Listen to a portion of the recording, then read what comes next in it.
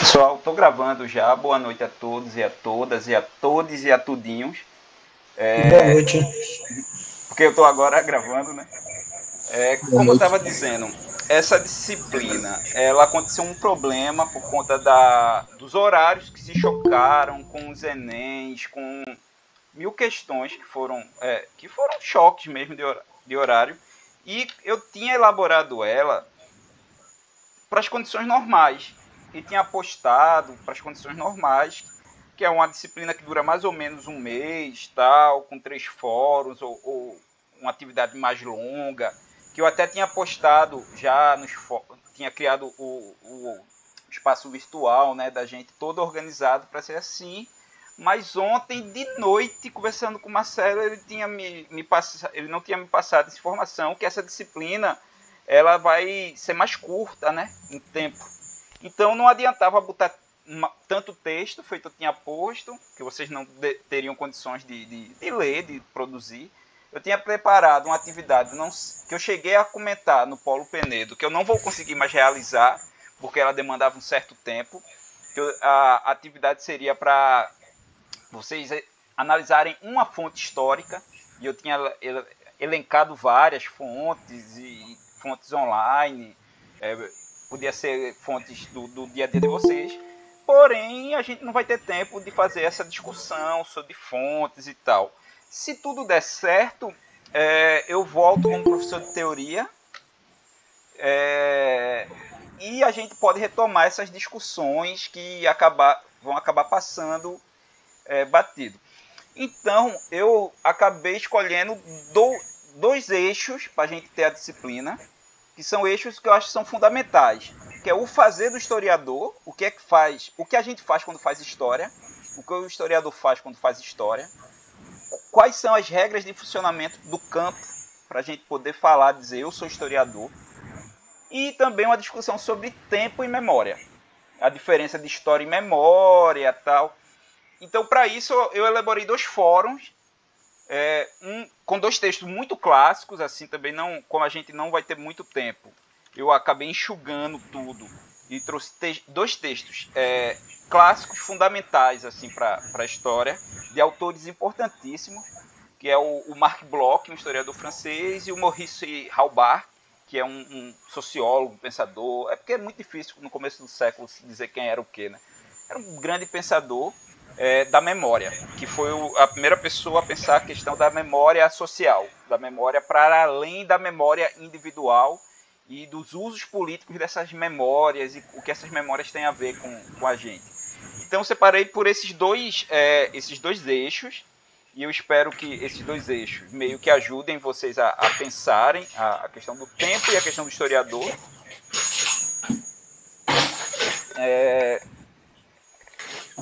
E como atividade, a gente vai fazer uma prova normal, que vocês estão acostumados, é obrigatório dessa prova, e faremos só uma resenha. Pessoal, se alguém puder, se vocês que não estiverem falando puder desligar o microfone, eu agradeço muito, porque tem um apitinho. Aí, como eu sou professor também da rede. Eita, eu nem me apresentei, me desculpe, pessoal. Eu estava aqui falando com vocês antes e esqueci de me apresentar de maneira organizada, gravada, né? Para quem não pode assistir agora ao vivo. Meu nome é Tasso Brito, eu sou formado em História pelo UFPE, fiz mestrado na UFPE e estou terminando um doutorado pela UFC, que é a Federal do Ceará, que estranhamente não é o UFCE, é o UFC, feito um negócio de briga lá, de luta. Eu, ao longo da minha formação, eu sempre estudei o século XX. O século XX no PIBIC, eu fiz um PIBIC sobre os anos 20 aqui em Pernambuco, mas depois enveredei em temas de ditadura. Eu estudei no meu mestrado, fiz um estudo biográfico, um estudo de trajetória de uma advogada de presos políticos, que ela defendeu mais de 1.000 presos, ou assim ela é chamada aqui, talvez ela nem tenha defendido 1.000, mas ela ganhou essa alcunha, advogada dos 1.000 casos, e parece um lutador, Deus me livre. Tem um horror àquilo. A questão dos presos políticos.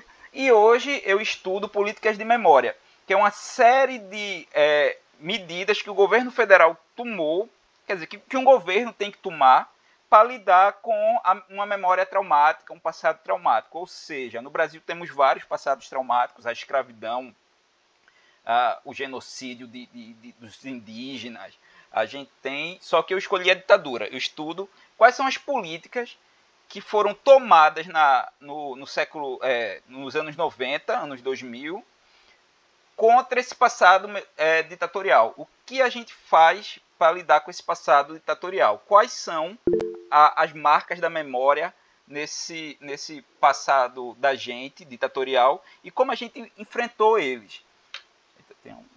Pode falar, Douglas. Douglas?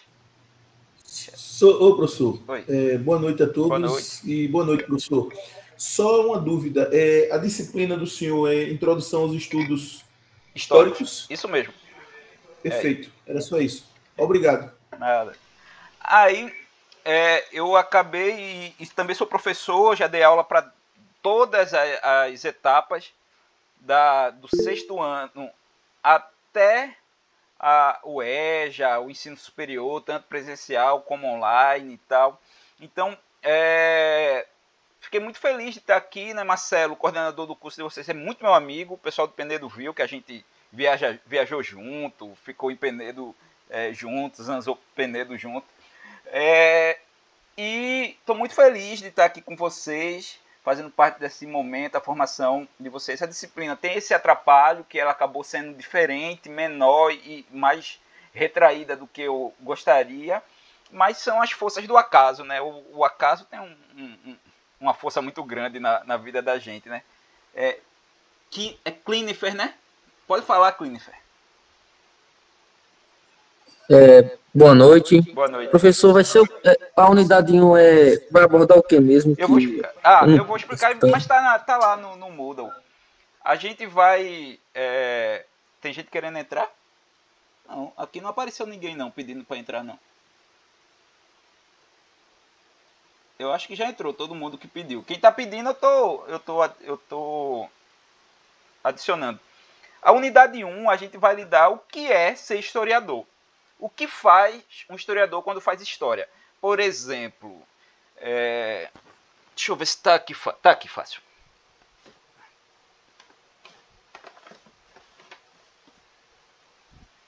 Por exemplo, não sei se vocês estão vendo aí. Esse livro aqui deve estar embaçado, né? Porque eu embaço um pouco, vocês não verem a bagunça do meu quarto. Esse livro aqui, O Poder Camuflado, é um livro escrito por um jornalista. Mas ele vai contando a história da atuação dos militares ao longo da Nova República, da Quinta República. É um livro que ele está contando uma história, está fazendo uma reportagem sobre o passado, mas não é história. Ele está fazendo uma reportagem sobre história, uma reportagem histórica, mas ele não é historiador, e ele nem quer ser, ele nem tenta ser. Então, qual que difere a gente, por exemplo, de um Modern Eckstein, meu livro favorito de história, que é A Sagração da Primavera. Esse cara aqui está indo sobre o passado e escrevendo sobre o passado, igual a esse. Porque os dois estão falando do passado. Porque esse é historiador e esse não é. A gente vai estudar isso no primeiro tópico, assim. E com isso a gente vai também estudar o papel da história. Por isso que quando vocês vão ver lá no Moodle, eu quero que vocês pesquisem um pouco sobre o Marc Bloch. Que ele lutou contra a ocupação nazista, lutou contra os fascistas no tempo dele. Ele é francês, lutou contra a ocupação nazista. E tem uma característica sobre o livro que eu tirei o capítulo, que eu acho que é muito interessante vocês descobrirem por si só. Eu vou deixar isso para vocês descobrirem, porque eu acho muito emblemático. E o segundo tópico, a gente vai lidar com a questão que é memória. Para isso, eu separei um filme e um texto muito clássico, o texto do Hal Barks, sobre memória social, no sentido que as memórias não são só individuais, elas são coletivas ao mesmo tempo que elas são individuais. E a gente vai estudar o impacto disso na vida das pessoas. Um impacto no sentido de que como isso se relaciona com a vida, como isso se... qual o peso da memória e por que ela não é história, entendeu? Porque ela também não... E qual a relação da gente com o tempo? Porque o tempo que a gente vai trabalhar nessa disciplina não é necessariamente o tempo da cronologia, não é o tempo do calendário. A gente vai trabalhar uma questão do tempo enquanto experiência, como experimentação. Vocês já tiveram a impressão que o tempo demorou para passar, ou então o tempo passou muito rápido? Isso é nossa experimentação do tempo. Essa experimentação do tempo é o que nos interessa. Eu não estou interessado aqui em entender o tempo tal como ele foi. Eu quero entender o tempo como ele se apresenta num momento de perigo, numa dificuldade. Como o passado, nesse sentido, é sempre movediço, como ele muda o tempo todo. Que é uma questão que não é o passado fixo, parado, estático. É o passado que é o passado permeado de sentidos. Por isso que tem um livro que não está aqui fácil, eu acho, não. Que ele tem o título mais instigante da historiografia brasileira. E talvez do mundo, né? Que é o livro da professora Carol Bauer, que ela chega e o título dela é Como Será o Passado? No final das contas, é isso que a gente está fazendo quando faz história. A gente está perguntando como será o passado, no sentido futuro mesmo. Porque a gente está construindo um passado. Um exemplo muito claro, um minutinho, viu, Douglas? Eu já passo a palavra.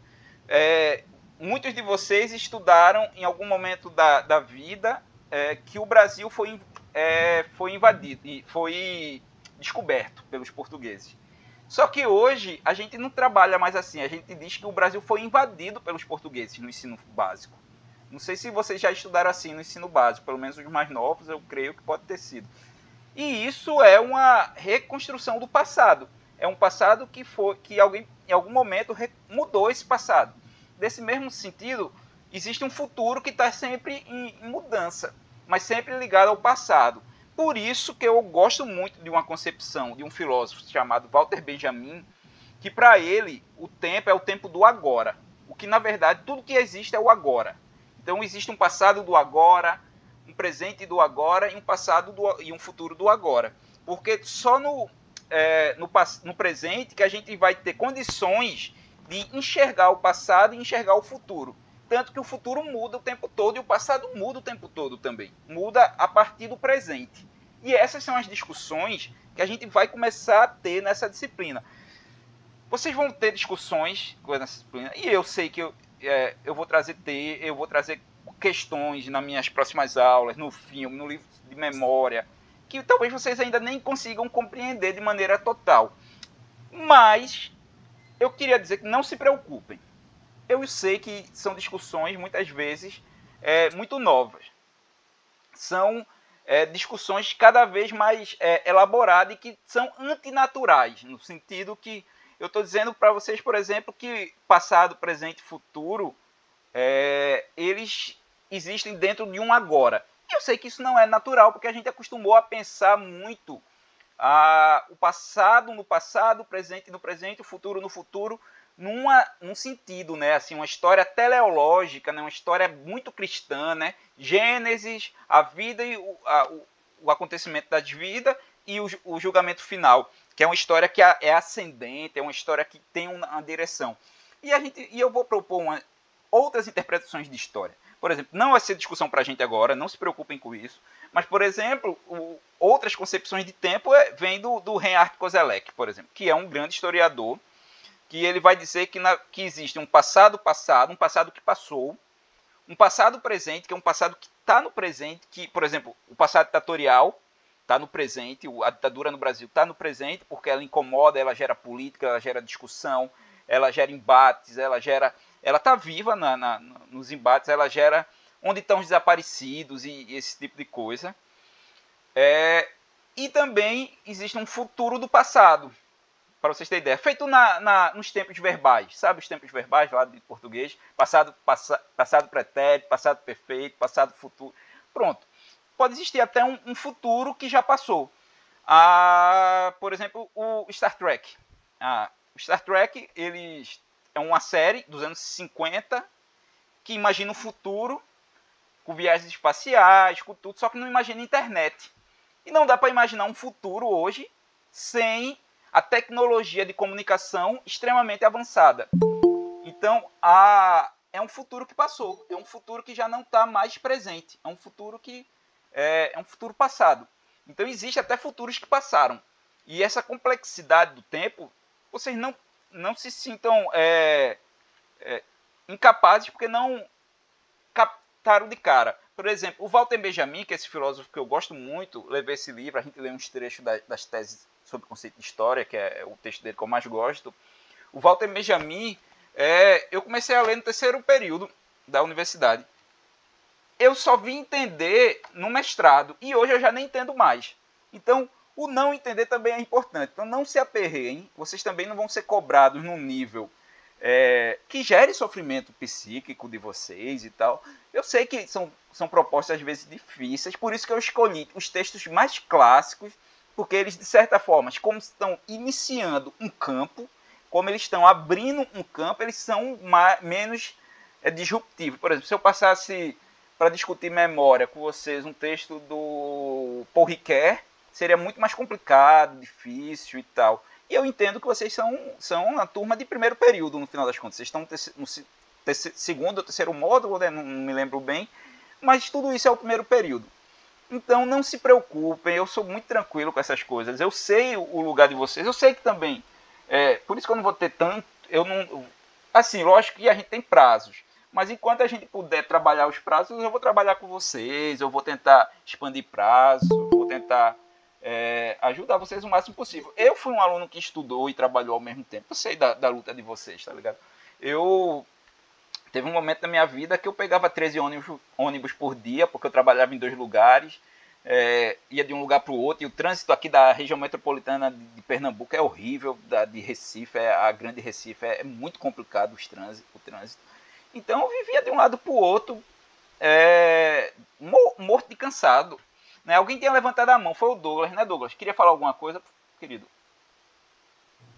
Só, na verdade, acrescentar para ver se eu estou compreendendo, né? Porque eu vejo que essa disciplina realmente do senhor ela é meio complexa, tá? Espero que não seja prolixa, como você está dizendo aí, que vai, de alguma forma, tentar nos ajudar para termos uma compreensão maior.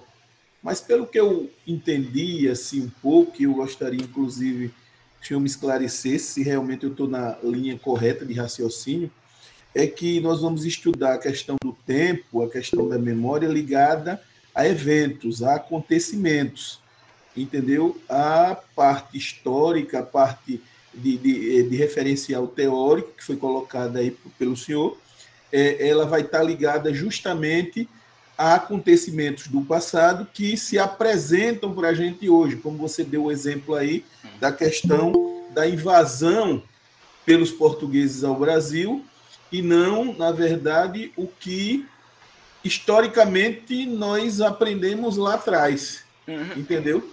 Então, a disciplina ela vai se pautar mais nessa questão de eventos, de acontecimento, de fatos. Eu não sei se essa não, não é bem isso, não. Assim, essa disciplina, ela é para a gente começar a entender o que faz um historiador. Então, não é bem sobre acontecimentos, não é bem sobre história. Eu não vou contar uma historinha no sentido de...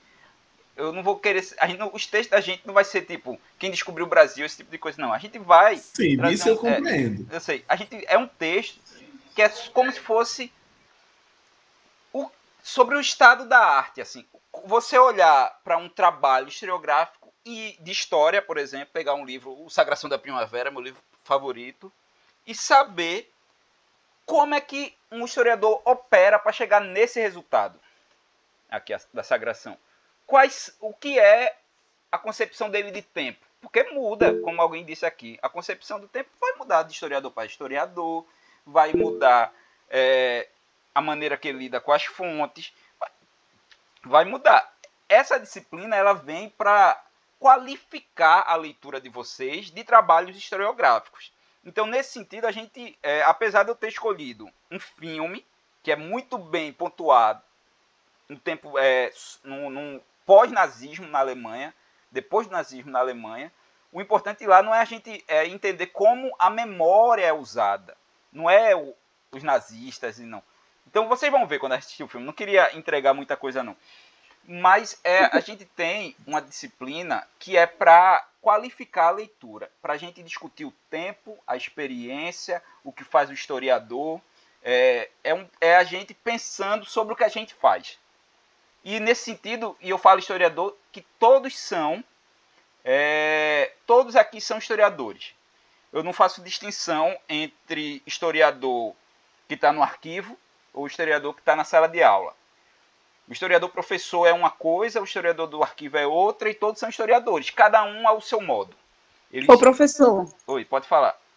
Trazendo a fala do Douglas também aí, quando ele se questionou, e quando vou falar você, viu? Mas o senhor, quando você mencionou que quando, assim, eu já também tenho uma visão e também já foi repassada, né, que eu sou professora do Fundamental, que hoje a gente já não diz mesmo assim, que 1500 foi Pedro Alves Cabral que descobriu o Brasil, os portugueses quando chegaram aqui, quem foi os portugueses? Não, que quando os portugueses chegaram aqui no Brasil, na nossa concepção que houve essa mudança, os indígenas já tinham habitado, né, já tinham povoado a terra. Então, a gente passa essa concepção que não foi os portugueses, até porque a terra já estava sendo ocupada. Então, que de fato, a gente não pode dizer que foram os portugueses. Mas quando você estudou, Zilma, você estudou que foi invasão ou que foi a chegada, foi uma descoberta? Não, nos textos quando históricos. Você foi aluna. Não, quando você foi aluna. Quando a gente foi aluna, novinha, a gente... pequenininha, criança. As datas comemorativas, tem que foi os portugueses. No ano de 1500. Ou descobriram? Invadido. Invadido já? Sim. Então foi bom, porque na minha formação eu criança... Não, foi descoberto. Ah, foi descoberta. Tá. Foi. Agora, entendeu? Só que a gente, nessa concepção de mundo, nessa concepção de outros conhecimentos além, que tudo muda, que tudo se transforma, o que é agora. Já não é mais daqui a um minuto, daqui a um momento, em que os historiadores, eles, de acordo com as leituras que a gente já... dos outros professores que traz essa temática do historiador, a gente percebe que os historiadores, eles vão muito além. Ele busca entender os fatos, o ocorrido em um determinado momento, de um determinado histórico, tendo em vista a temporal, a época e tudo mais, isso muda. O que é agora? Porque também mudou o presente. O presente mudou. A relação que a gente tinha com a metrópole, a relação que a gente tinha com Portugal mudou.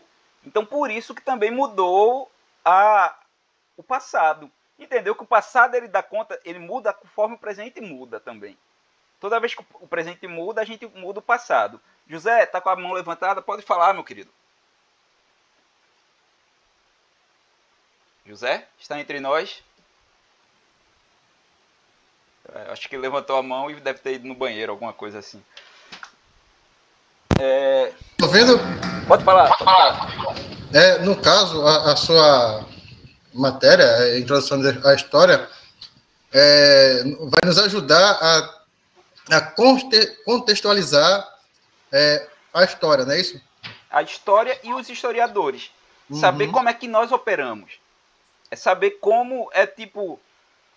Vamos imaginar que fazer uma metáfora, eu odeio pensar por metáforas, mas...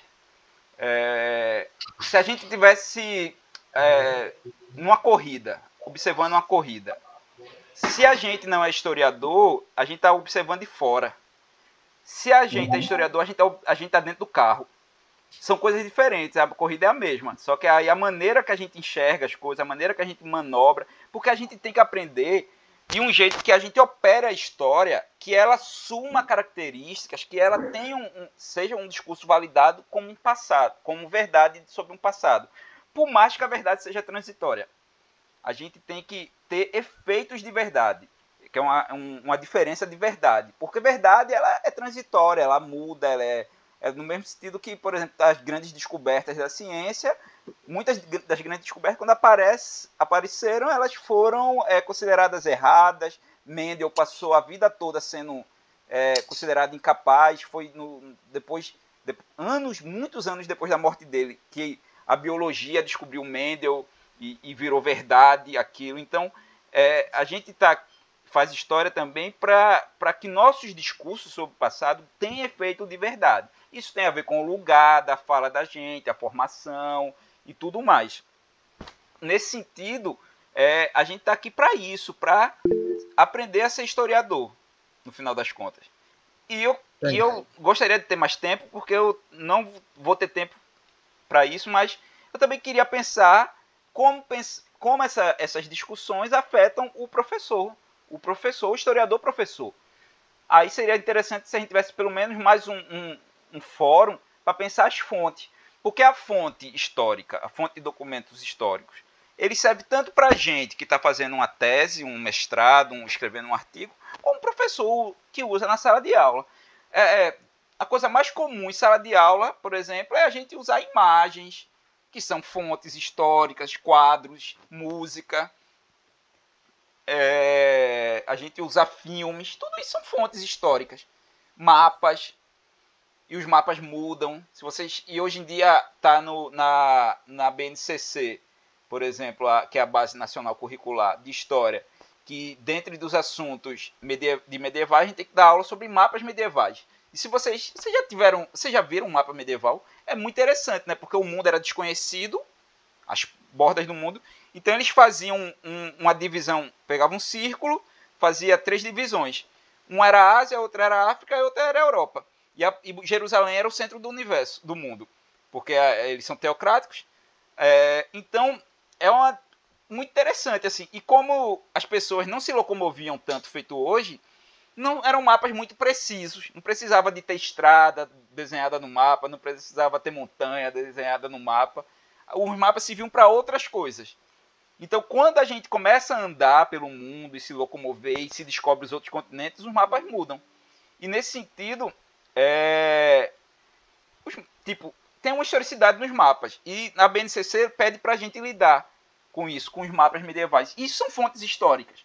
Então, de certa forma, é pensar que as fontes não são naturais. O que sobrou do passado é o que sobrou, não é o passado todo. E a partir das fontes, a gente não vai dizer a verdade sobre o passado.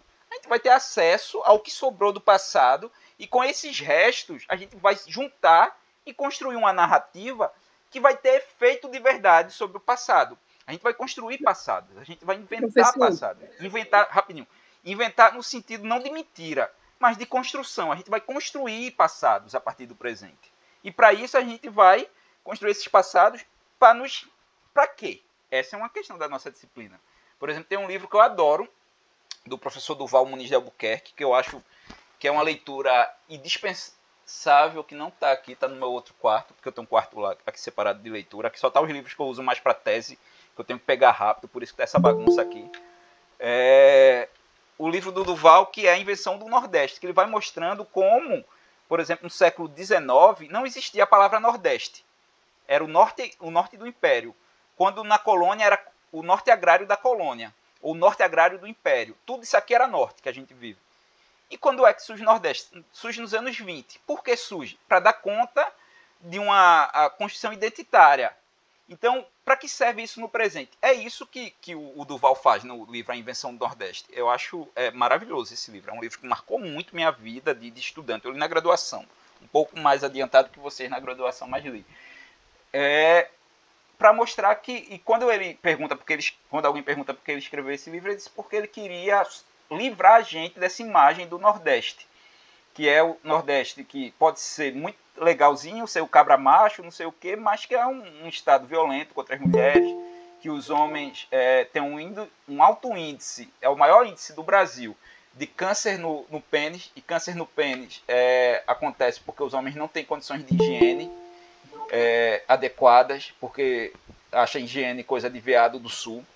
Então, a gente faz história não é pelo passado. O passado, a gente faz história pelo presente para libertar novos futuros, para a gente ter novas possibilidades de futuro, para a gente ter mais potência, né? Potência é ter mais opções, mais realizadas. Pessoal, eu sei que tem muita gente aqui na fila, eu vou passar a palavra para Zilma, depois Clinifer, depois Luiz, tá certo? Professor, quando o senhor estava comentando aí também sobre o historiador, me suscitou e relembrou a memória, né? Que a gente teve a disciplina com a professora Mônica de metodologia científica, e onde o historiador fazia uma abordagem que quanto mais pista para o historiador, ou seja, quanto mais vestígio, quanto mais fontes ele tiver, mais o objeto do estudo do que ele está pesquisando vai ter mais concretude na ciência, na confirmação das hipóteses, né, e tudo mais. E o historiador, ele vai muito além só das questões do passado, do presente, além dele pesquisar a história remotamente, que remotamente, no fato que tudo se torna temporal, né, ele busca também as questões científicas, as questões biológicas, as questões da ciência, da natureza, não só o homem em si, a sociedade. Isso mesmo. Klineffer.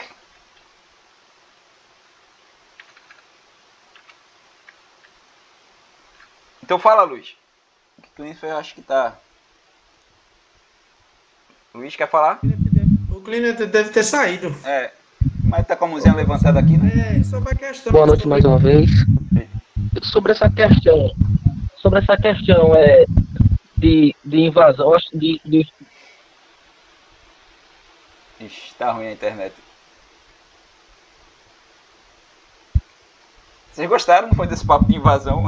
É que vocês estão querendo estudar a história mesmo, né?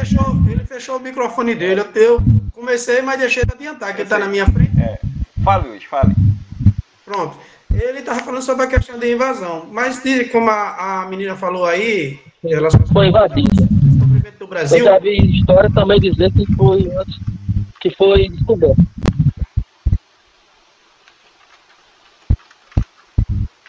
Vou deixar o Klineffer falar. A internet dele tava boazinha, né? Ele pediu pra falar, a internet começou a farrapar com ele. Ele tá querendo entrar, mas não tá conseguindo. Tá me escutando? Muito mal, tá cortando muito e tu tá... Tá fazendo uma zoada esquisita. Eu mesmo já tô achando ótimo esse assunto de história, para o historiador. Não sei se vou conseguir dar o meu melhor pelos os historiadores, né? Mas...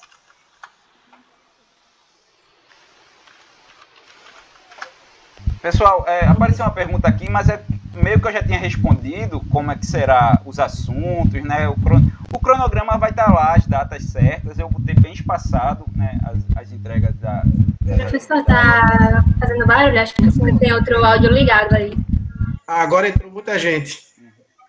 Agora voltando ao assunto que eu estava falando. Sobre aquela pergunta que a menina estava falando aí sobre que o Brasil foi descoberto, mas tem fontes históricas que há muitos anos atrás eu vi, e um professor meu aqui, que ele foi meu professor já no primário, que ele já é falecido, que tem fontes históricas que o Brasil não foi descoberto, como dizem, que disseram para a gente no ensino fundamental e ensino médio, que o Brasil foi descoberto em 1500. Diz que antes dos portugueses chegar ao Brasil, já tinha sido, como se diz, encontrado por uns navegadores marítimos da Espanha. Agora, tem essas discussões mesmo, mas o importante pra gente, pessoal, rapidinho, Luiz, tá muito ruim. Luiz? 1445, foi 1450, mais ou menos essas datas. Né? Foi isso que eu quis entender, porque se caso o Brasil, como foi invadido, como está aí na fonte, como diz que o Brasil foi invadido por portugueses, então, se o português já tinha vindo ao Brasil, ele já sabia esses caminhos, ele já sabia que existia essa terra. Mas as intencionalidades não são tão importantes. O importante é que a invasão começa depois de 1500. Eu acho que é isso que é importante pra gente. É isso que eu gostaria, que antes disso, ele já sabia que existia essas terras aqui. Tem toda uma discussão e tal. Mas isso, o que eu falei era só o exemplo. Tá meio ruim teu microfone, aí ele tá fazendo uma zoada estranha. Não sei se é o calor, tu deve estar com o ventilador perto, né? Com certeza. Aqui também tá horrível o calor. Mas realmente era isso que eu queria saber. O que eu estava dizendo E outro assunto que me fugiu agora da memória agora, que eu ia perguntar, no futuro, se caso eu lembrar, eu pergunto. Tá certo.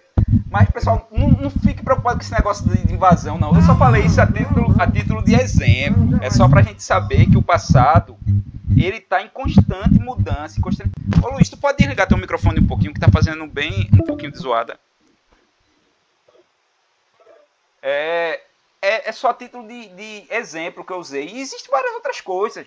Por exemplo, vocês vão estudar em Brasil colonial um negócio chamado comércio triangular, que era Brasil, Portugal, Portugal, África, África, Brasil.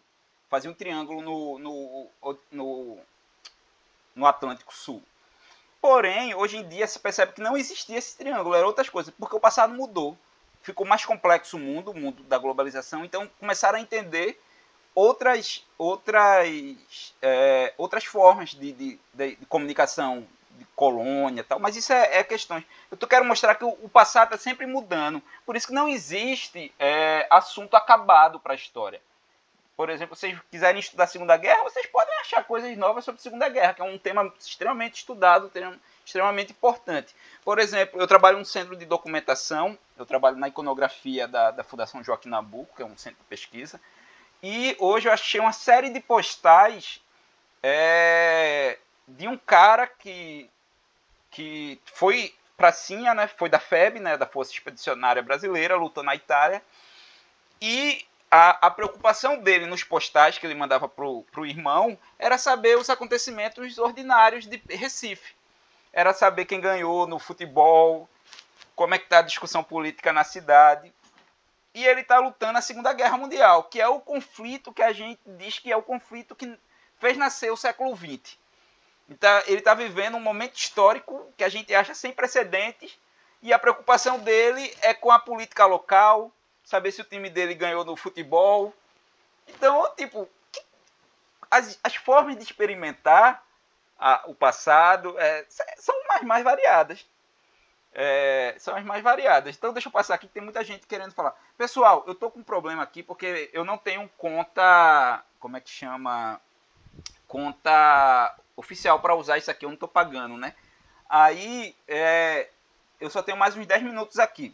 Eu vou criar outra sala, pra gente, uma outra sala do Meet, porque senão vai cair, a gente vai perder tudo.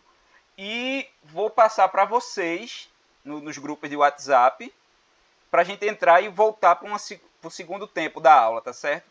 Quem tem pergunta, eu queria que vocês segurassem um pouquinho, porque eu vou fazer essa troca de sala, né? Aí é bom que a gente pode ir no banheiro, vai tomar uma água, dar uma respirada. Vamos encarar isso como uma pausa, né? Só aproveitar que o Clênio escreveu, né, que estava ruim de entender. Eu acho que depende da interpretação de cada historiador, para os historiadores, viés marxista, outra. É isso, depende da história. Então, mas o negócio da nossa disciplina, Clênio, é pensar quais são esses lugares, por exemplo, que faz cada historiador ter sua interpretação. Tá certo? Eu vou encerrar essa sala aqui para abrir outra e vou mandar nos grupos. Por isso que eu pedi para entrar nos grupos de vocês. Mas daqui a pouco, quando essa disciplina acabar, daqui a umas 3, 4 semanas, eu saio do grupo e vocês podem falar mal dos professores e falar mal de mim pelas costas, tá certo? Rapidão.